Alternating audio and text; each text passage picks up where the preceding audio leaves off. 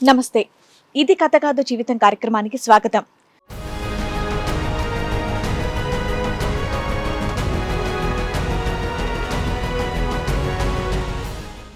నాకు అమ్మ వాళ్ళు సెకండ్ మ్యారేజ్ చేసారు. అంటే కట్నం ఇవ్వలేక నాన్న చిన్నప్పుడే చనిపోయిండు.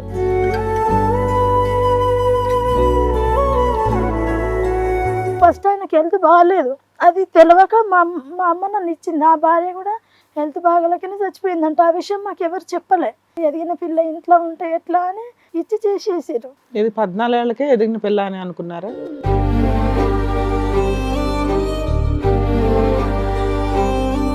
ఎలా చనిపోయారు అతను? ఆయన కొంచెం హెల్త్ బాగుండదు సార్. ఏమైనా డ్రింక్ ఏమైనా అలవాటు ఉండే? డ్రింక్ అలవాటు ఉంది, షుగర్ ఉన్నది, టీవీ ఉంది. ఇంకా వేరే ఎంత వయసు తేడా ఉంటదండి మీకు? చాలా డిఫరెంట్ ఉంటది. నన్ను చేసుకునేటప్పుడే వాళ్ళ పాపం మ్యాచ్డ్ అయింది. వాళ్ళ కొడుకు ముసలాయనకి ఇచ్చి చేసినట్టు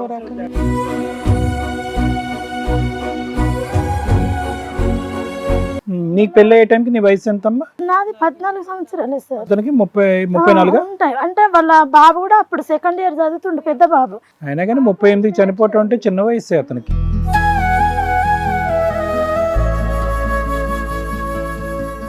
చేసుకోని అంటే అమ్మ ఏమన్నది, నువ్వు చేసుకోకపోతే మాది గుడిసె మేడం తాటాకులది, నువ్వు చేసుకోకపోతే కిరసనాలు పోసుకొని మేము అందరం చచ్చిపోదాం అన్నది. అయితే నా పెళ్ళైనాక ఒక తమ్ముడు లారీకి పోయి కరెంటు బట్టి చచ్చిపోయిండు. అయ్యో.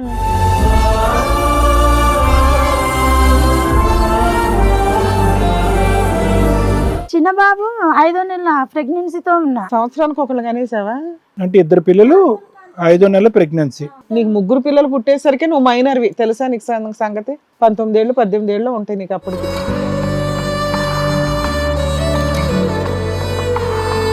ఇది ఆడపిల్ల కదా, ఆడపిల్లకి పెళ్లి చేసేద్దాం, మగ పిల్ల కదా అంటే ఎక్కడ ఉన్నా బతికేస్తారు, ఆడపిల్ల ఆగమవుతుంది అంటే సరే అని నేను కూడా సంతకం పెట్టేసిన. అప్పుడు అయ్యయ్యో, సంతకం ఆడపిల్ల కదా, నీ లెక్కనే ఆమె కదా ఆగమవుతుంది అంటే, నాకు కూడా 2 చెల్లెళ్ళు ఉన్నారు కదా మేడం, మా చెల్లెళ్ళు తక్కువ వచ్చి ఆ పిల్ల ఏమి ఇది కాదని సంతకం పెట్టేసిన. ఏం చదవకుండా, ఏం ఆలోచించకుండా, ఎవరిని అడగకుండా. అసలు నాకు చదువు రాదు సార్, నన్ను చదివిలే అమ్మ. డోర్ తీపిస్తే 7-8 మంది ఎట్లా అక్కడ నుంచి ఇంత దూరం గుంజి గుంజి కొట్టి అంత రక్తం మడుగులో చేసిపోయారు నన్ను.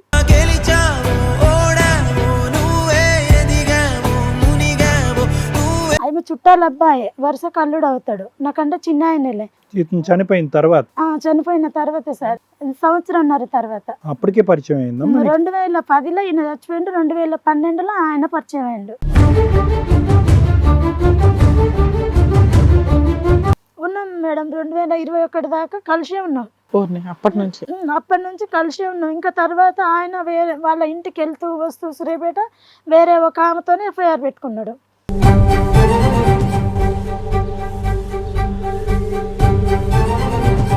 నీ ఏజ్ ఎంత, అతని ఏజ్ ఎంత? నాది ఇప్పుడు 37 మేడం. అతనిది ఇప్పుడు ఎంత ఉంటది? 25 అట్లా ఉంటది. 12 ఏళ్ల క్రితం నువ్వు అక్రమ సంబంధం పెట్టుకునేటప్పుడు, అదే సంబంధం పెట్టుకునేటప్పుడు నీ వయసు ఏమో 25 ఏళ్ళు, ఆ పిల్లోడు ఇంకా చిన్నోడు కదమ్మా. కోసుకుండు మేడం, ఈడ పచ్చబొట్టు పొడిపించుకుంటే ఈ నుంచి ఈడికి కోసుకున్నాడు. అమ్మ నీకన్నా 10 ఏళ్ళు చిన్న, 12 ఏళ్ళు చిన్న కాదు మేడం. రమ్య మేడం అనేది ఏంటంటే, మీ ఇద్దరు లవ్ స్టోరీ స్టార్ట్ అయినప్పుడు వాడి వయసు 15 సంవత్సరాలు.